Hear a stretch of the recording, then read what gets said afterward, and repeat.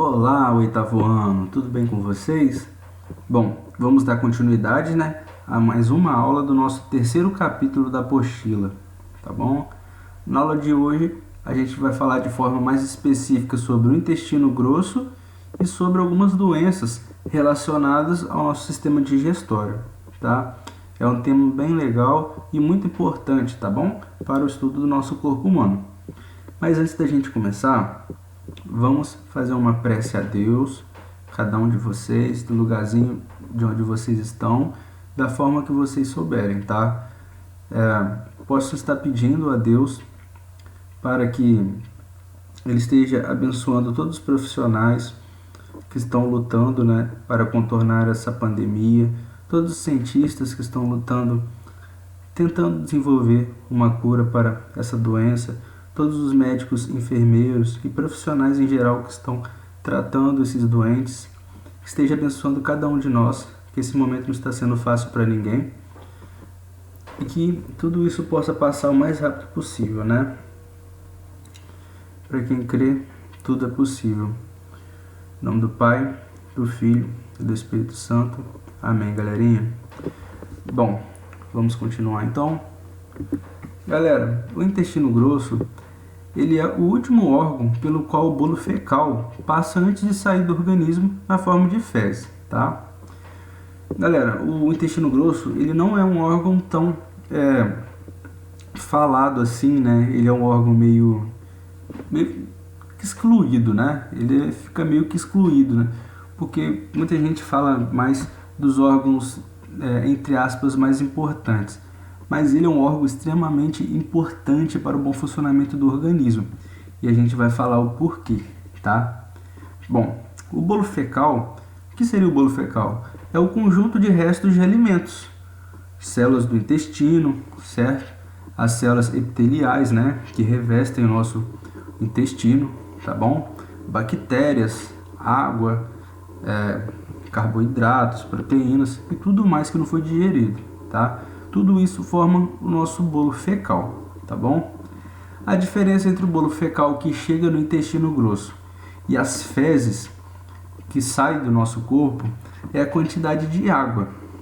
É isso mesmo, tá? Essa água que chega junto do bolo fecal, ela é absorvida durante toda a passagem do órgão. Aqui, por exemplo, perto da apêndice, aqui é a junção entre o intestino delgado e o intestino grosso. Aqui entra o bolo fecal e quando ele passa por todo esse trajeto aqui, a água vai sendo absorvida pela parede celular, pela parede da célula, certo? Do órgão aqui em questão. E esse resto de alimento ele sai pelo nosso intestino, tá bom? Pela extremidade final do nosso intestino grosso. Bom, galera, além da água, o intestino grosso também absorve sais minerais, tá bom? Os sais minerais que são importantíssimos para a regulação hormonal ou regulação fisiológica do nosso corpo, tá? Às vezes, galera, esse alimento deve permanecer um tempo adequado, tá bom? Do nosso intestino grosso, certo? Para que o organismo possa realizar suas funções de forma correta.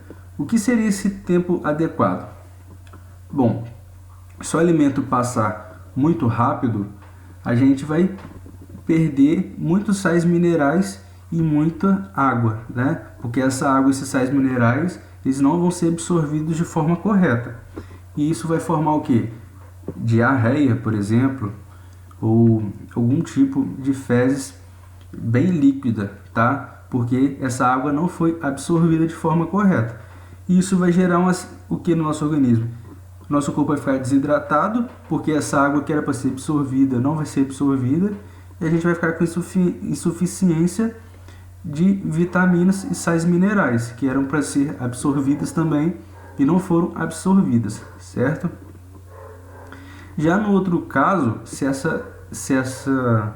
essas fezes ficarem muito tempo no nosso intestino grosso, elas podem se acumular, Elas podem ficar ressecadas, porque o nosso intestino ele vai sugar cada vez mais a água dessas fezes.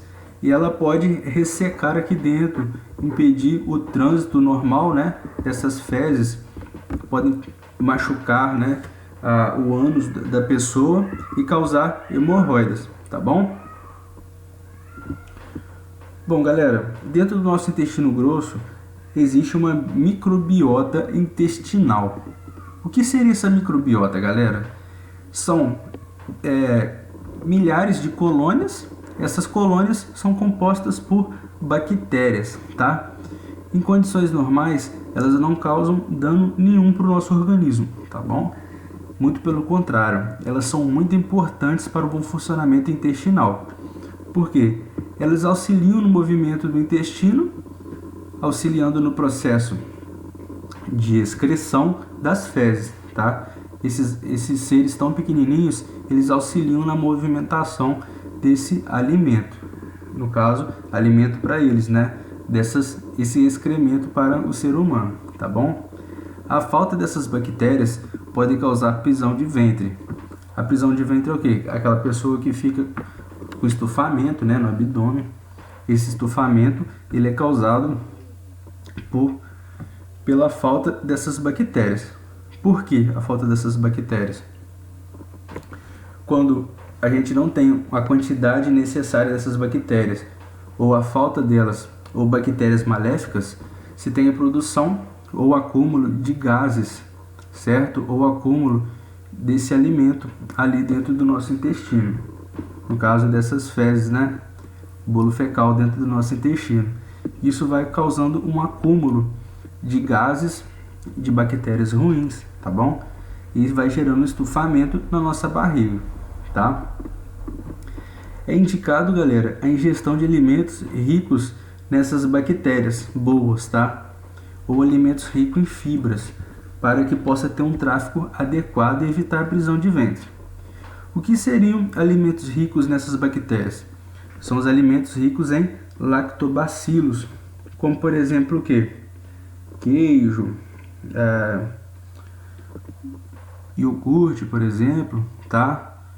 Requeijão, são alimentos derivados do leite, tá? Tem a grande presença dessas bactérias boas, tá bom? São os famosos lactobacilos. Essas colônias de bactérias intestinais, galera, eles decompõem os resíduos dos alimentos, né, que não são aproveitados pelo organismo. Ou seja, esse bolo fecal, o resto de alimento que não foi digerido ou absorvido pelo nosso organismo, essas bactérias realizam esse último processo, né, de digestão delas. E nesse processo de alimentação das bactérias, elas produzem gases. E esses gases, galera, são aqueles famosos PUMs, né? São esses gases que as pessoas liberam. São produzidas pelas bactérias, tá bom? Essas bactérias, elas produzem também vitamina K. Essa vitamina K, ela é importantíssima para a coagulação sanguínea. O que é a coagulação? Quando você tem uma ferida, é o processo de plaquetas ou de coagulação, né? Aquele sangue ele fica tampa aquela ferida e evita que você fique sangrando sem parar, tá bom? Essas vitaminas K são importantíssimas para a coagulação sanguínea, tá? E também produzem as vitaminas do complexo B, tá bom?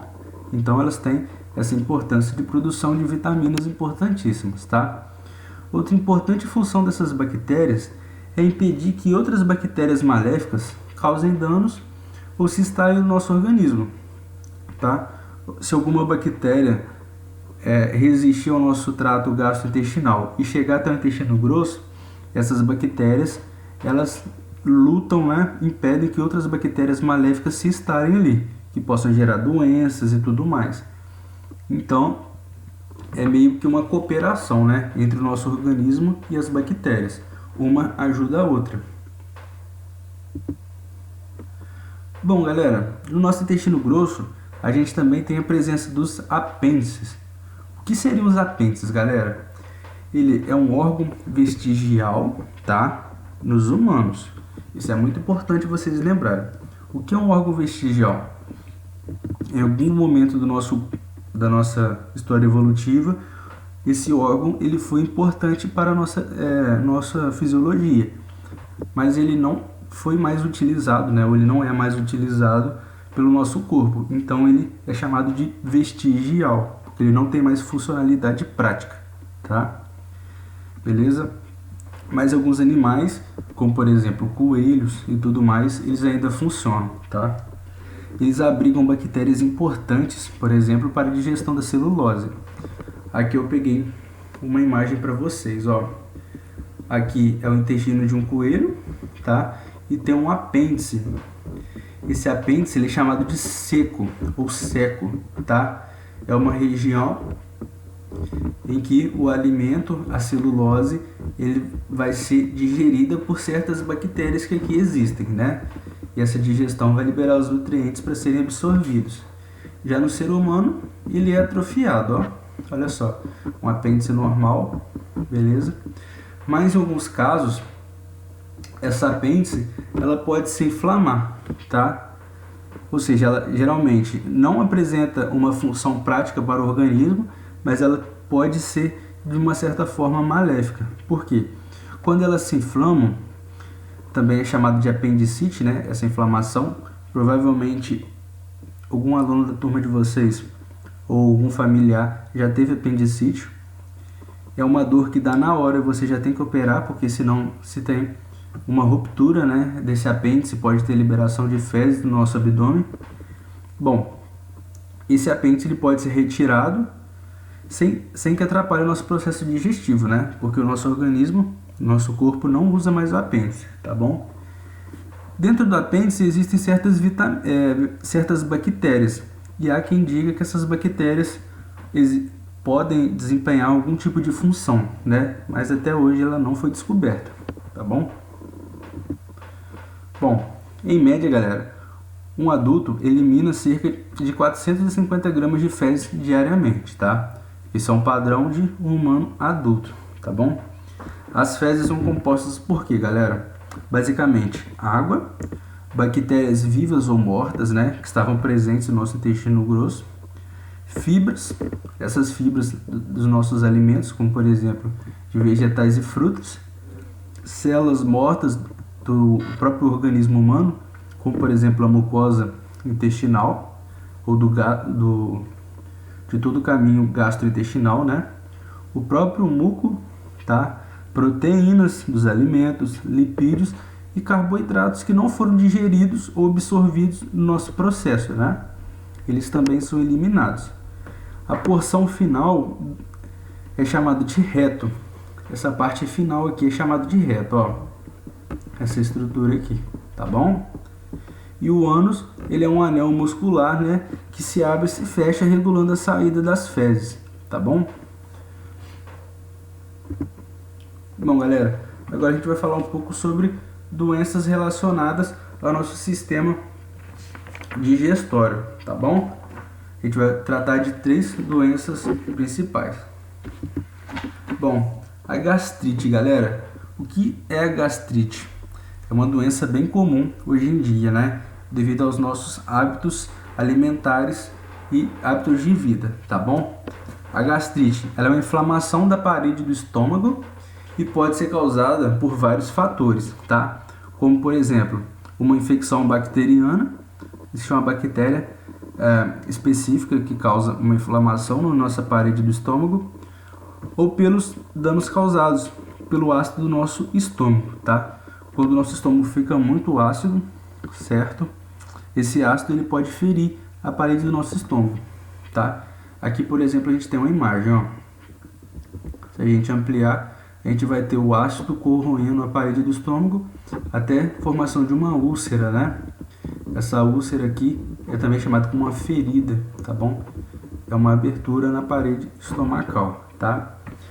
A gastrite também, galera, pode estar relacionada com o uso prolongado de alguns remédios. Esses remédios que podem gerar certas irritações, né, na parede do estômago. Também ingestão de certas bebidas, como refrigerantes e café, tá bom? Eu, por exemplo, bebo muito café e às vezes o café me causa gastrite também, porque ele é bem ácido, tá? e também pode estar relacionado com estresse.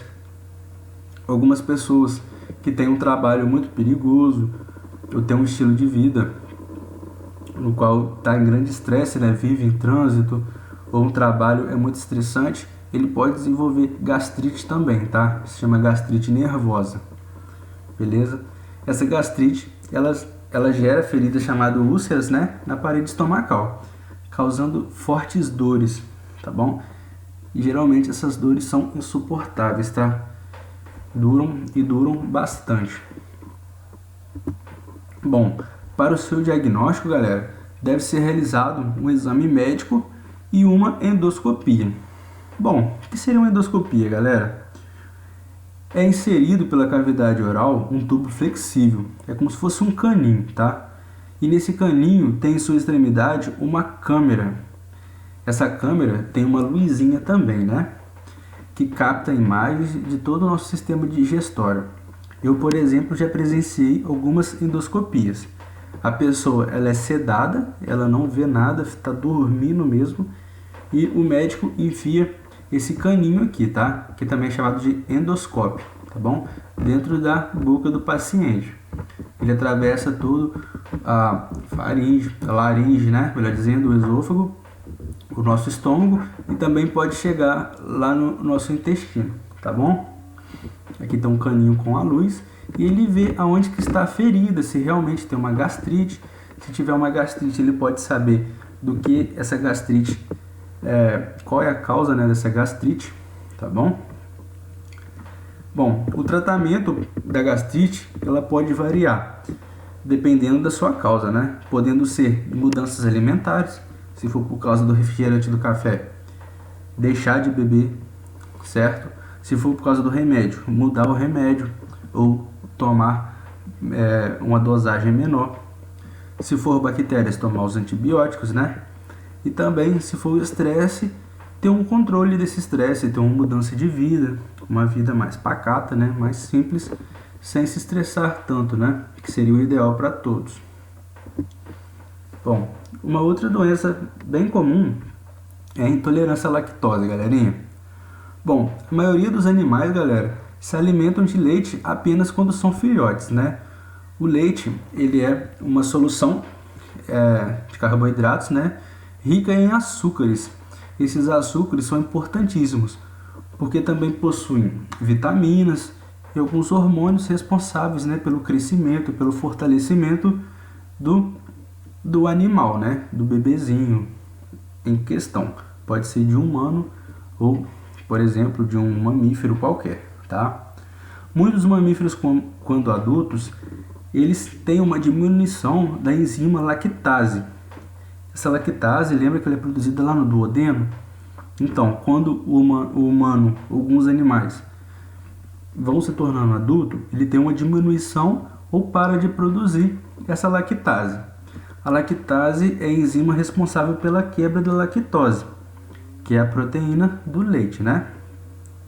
Quando a enzima lactase age, os açúcares passam para a forma mais simples, certo? E esses açúcares mais simples, eles podem ser absorvidos pelo jejum e no ilho também, tá? Bom, o principal problema, galerinha, pela ingestão do leite por animais adultos, como por exemplo em alguns humanos, né, que têm intolerância à lactose, é que a lactose ela não é ingerida de forma correta, ou ela não é digerida, né? Chegando no intestino grosso, ela fica ali sem ser digerida, as bactérias a utilizam para produzir energia. E nesse processo que as bactérias começam a se alimentar desse leite, eles começam a se produzir em grande escala. E essa reprodução também gera gases, muitos gases, tá? E toda essa produção bacteriana ali no intestino pode gerar diarreias, tá? Também podem gerar cólicas, gases, náuseas, ou pode causar tudo isso junto, tá bom? Um animal, por exemplo, que é intolerante à lactose são os cães. É isso mesmo, tá? Os cães, quando adultos, eles não devem receber leite ou qualquer tipo de derivado, tá? Então, se vocês têm um cachorro, galerinha, não dê leite, tá bom? Se adultos. e nem queijo, nem nada do tipo, porque eles podem ter diarreia ou podem vomitar e fazer muito mal, né? Podem ficar desidratados, tá bom? No Brasil, galera, cerca de 60 a 80% da população, dependendo da região, apresenta algum grau de intolerância à lactose, tá bom? Quando a gente vai envelhecendo, a gente vai tendo uma intolerância, né? A essa lactose, tá? Bom, uma outra doença que acomete muitas pessoas é a doença celíaca, tá bom? Ou também intolerância permanente ao glúten, tá? Bom, melhor dizendo, é celíaca, tá bom, galerinha? Não é celíaca, tá? É celíaca, tá? É uma doença resultante da intolerância a uma proteína presente no trigo, na aveia, na cevada, no centeio e no malte, tá bom? O glúten. Esse glúten, ele não é digerido e nem absorvido pelo nosso intestino, tá bom? Induzindo uma resposta imunológica que impede o organismo de absorver outros nutrientes de forma correta, tá? Essa inflamação crônica nas paredes do intestino leva à destruição das vilosidades das paredes do jejum e do ilho. E qual é a função das vilosidades? É uma maior área de superfície para absorção de nutrientes, né? Então essa inflamação provocada pela doença celíaca, né? Celíaca, ela gera a quebra dessas vilosidades, certo? E a quebra dessas velocidades, ela gera o quê? Uma diminuição da absorção de nutrientes, certo? Pode gerar também gases, cólicas, diarreias e a distensão abdominal, tá? Qual é o tratamento, galerinha? É a exclusão de alimentos ricos em glúten, tá? A pessoa que possui essa doença, né, essa intolerância ao glúten, ela é permanente, não tem cura e ela deve excluir os alimentos ricos em glúten, tá bom? Bom, galera, essa foi a nossa aula de hoje. Espero que vocês tenham aproveitado bastante e fiquem ligados, né, nas informações no grupo da sala e também na plataforma Meu Bernoulli, tá bom? Fique com Deus e bons estudos, tá?